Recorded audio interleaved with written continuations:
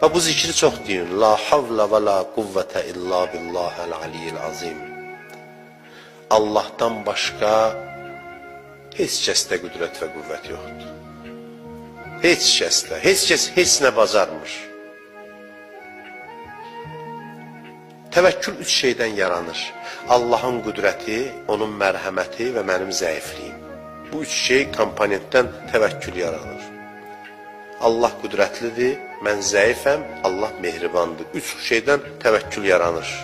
Hədisdə var, kim desə la havla və la quvvətə illa billah, Allahdan başqa heç kəsdə qüdrət və qüvvət yoxdur. Allah mələklərə deyər ki, hacətini verin, istədiyini verin.